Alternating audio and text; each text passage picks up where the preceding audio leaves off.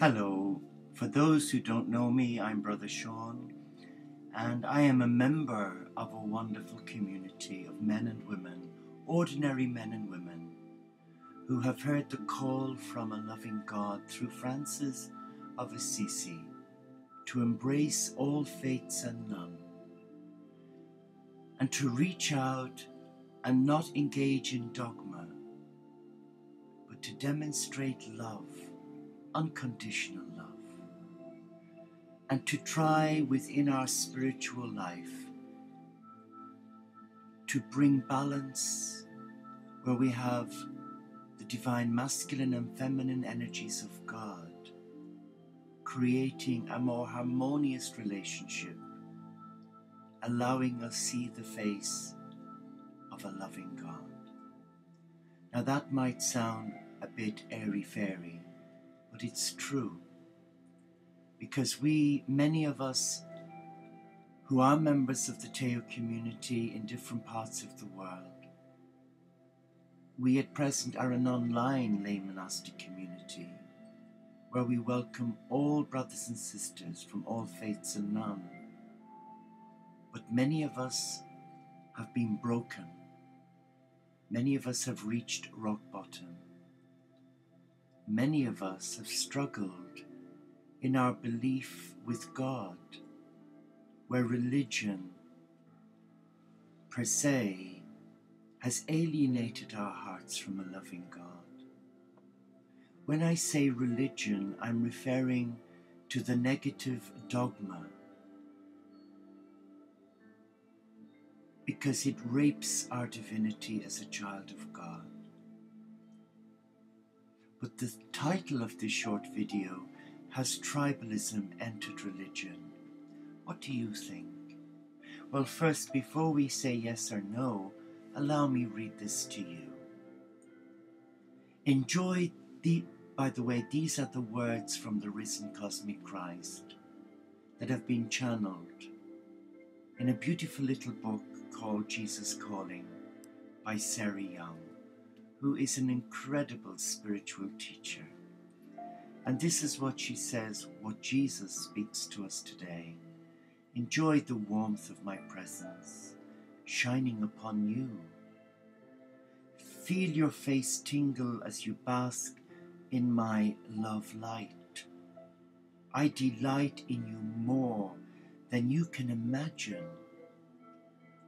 I approve of you continuously, for I see you cloaked in my light, arrayed in my righteousness. There is no condemnation for those who are clothed in me.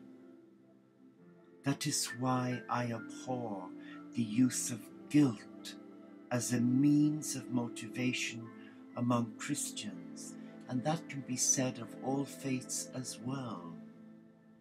Some pastors try to whip their people into action with guilt-inducing sermons. This procedure can drive many people to work harder, but the end does not justify the means, says Jesus.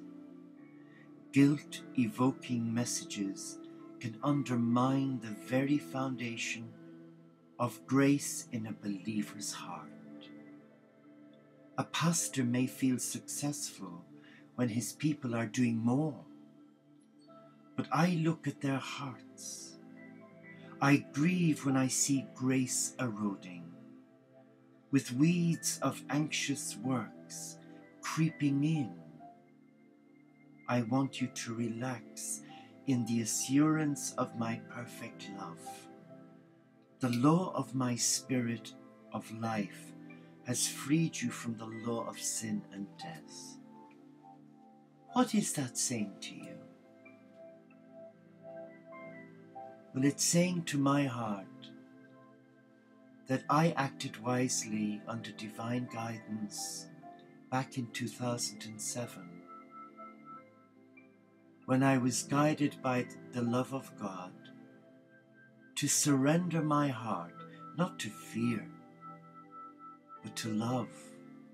Because as a Catholic Christian, I love my church. Yes, I am saddened by what has happened with the scandals and where the church has had to pay out something like 65 billion pounds to settle claims out of court for its clergy committing heinous crimes against young children. And that money will not have come from the Vatican Bank, but from the pennies donated by its loyal faithful. I am loyal to Jesus. He is my teacher. He is my motivator, as is my Father, Mother, God, our Father, Mother, God. But I have to ask myself, has tribalism entered religion? And I would have to say yes. And I say yes as a resounding yes, because only last evening, whilst watching the world news, we were told of 7 young women at a wedding party in Pakistan in some tribal village, where 2 young men were excited and came in clapping their hands and dancing. And the price they paid for breaking their law, their religious law, they had their throats slashed and they bled to death. I ask you, where is this God of love in such atrocities? Well, clearly in their teachings, it's more about guilt and dogma and upholding the letter of the law rather than the spirit of the law, which is freedom. Though I am on the outside looking in on my church, because many of the hierarchy within the church view the Teo community with some suspicion because of our freedom, because we're not embroiled in dogma, partly because we're not allowed to. And yes, we could have had our field of dreams 12 times over had we have handed over the vision that Francis was given by God to our hearts, to allow each diocese control us, and the price would have been disastrous for us, because we would have been prevented from establishing our lay monastic community of men and women who will share their lives together in the field of dreams, and where we embrace all faiths and none. And we only have to look at what happened in Assisi last year on the feast of St. Francis, where all the leaders of all religions came together. And instead of them praying together, our present Holy Father said, no, go and pray on your own. That is not the teachings of Francis. Francis was interspiritual. He embraced all faiths. And there's documentation to prove that. So religion that is more focused on the letter of the law is not a belief system that meets with God's approval, whether we're Christian, Jew, Hindu, Sikh, or Muslim, or any other faith. And a religion that denigrates women and oppresses them, like what happened to the 7 young women in Pakistan yesterday, that is not a loving belief in a loving God. That is tribalism. We are all equal in the eyes of God. And as a child of God, we have a duty of care to ourselves and to all the children of God. And the message that Jesus has shown us with the Lord Buddha, Vishnu, Ganesh, Krishna, Gandhi, Muhammad, the great prophet Muhammad, with Jesus and Francis and the company of heaven, was to love one another as Jesus loves us, as the Father, Mother, God Supreme love us.